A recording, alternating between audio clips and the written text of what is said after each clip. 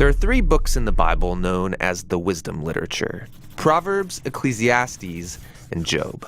The first, Proverbs, showed us that God is wise and just. Yeah, we learned that God has ordered the world so that it's fair. The righteous are rewarded, the wicked are punished. In other words, you get what you deserve. But then we meet Ecclesiastes, who observes, people don't always get what they deserve. Yeah, he said the world isn't always fair, that life is unpredictable and hard to comprehend, just like smoke. And this makes you wonder, okay, well, is God wise and just? Exactly. And so it's that question that is being explored in the final book of wisdom, Job. All right, let's dive in.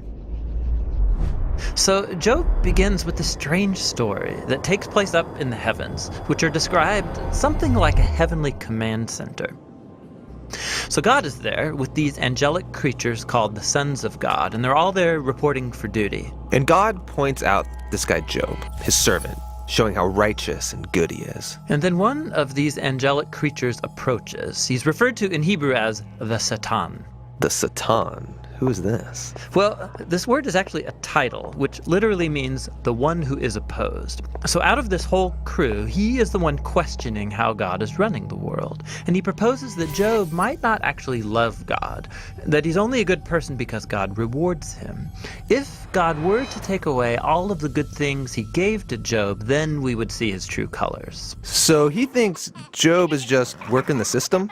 That's exactly right. Maybe he's obeying just to get what he wants. So God agrees to this experiment and allows the Satan to inflict suffering on Job.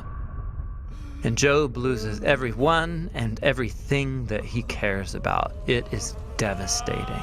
And remember, he deserves none of this. God himself said so. The remarkable thing is that in the midst of all this suffering, Job still praises God. At least for chapters 1 and 2. But then in chapter 3, we find out how he's really feeling inside. He unleashes this poem that reveals this devastation. It's a long, elaborate curse on the day that he was born. After this, some of Job's friends come to visit him to offer their help. And all of them are like, Job, you must have done something horribly wrong to deserve this. After all, we know God is just, and we know the world is ordered by God's justice and fairness, so you must be getting what you deserve. And for the next 34 chapters, the friends and Job go back and forth in very dense Hebrew poetry. His friends keep speculating about why God might have sent such suffering, and they even start making up lists of hypothetical sins that Job must have committed. But after each accusation, Job defends his innocence. And Job is innocent. He is. He's also on an emotional roller coaster. At some moments, he's very confident that God is still wise and just. Yeah, in other moments, he's doubting God's goodness. He even comes to accuse God of being reckless, unfair, and corrupt. So by the end of the dialogues, Job demands that God come and explain himself in person, and God does so. He comes in the form of a great storm cloud. Now, God doesn't give Job a direct answer. He doesn't tell Job about the conversation with the Satan. Yeah, he does something very different. He takes Job on a virtual tour of the universe. He shows Job how grand the world is, and he asks him if he's even capable of running it or understanding it, just for a day.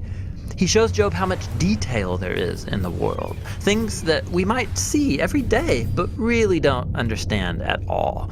But God does. He knows it all intimately. He pays attention to the beauty and operations of the universe in ways that we haven't even imagined and in places that we will never see. Then to conclude, God shows Job 2 wondrous beasts and brags about how great they are. Yeah, they are dangerous. I mean, they would kill you without even thinking about it. And God says they're not evil. They're actually a part of his good world. And then that's it. That's God's whole defense. It's kind of weird. I mean, what was this all about? It seems to be this. From Job's point of view, it looks like God is not just. But God's perspective is infinitely bigger. He's dynamically interacting with a whole universe of complexity when he makes decisions. And this is what God calls his wisdom. So Job asking God to defend himself is actually kind of absurd. He couldn't comprehend this kind of complexity even if he wanted to. So, where does this leave us? Well, it leaves Job in a place of humility. He never learned why he suffered, and yet he's able to live in peace and in the fear of the Lord. But that's not where the book ends, because after this, God restores to Job double everything he had lost. And this, again, is surprising.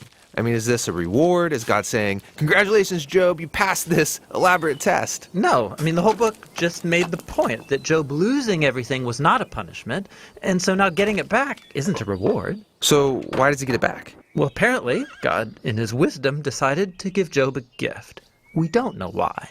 But what we do know is that Job is now the kind of person who, no matter what comes, good or bad, he can trust God's wisdom. And that's the book of Job, and the end of our wisdom series. These biblical books of wisdom are amazing. Each one offers a unique perspective on the good life, and you need to hear all of them together as you learn to live with wisdom and in the fear of the Lord.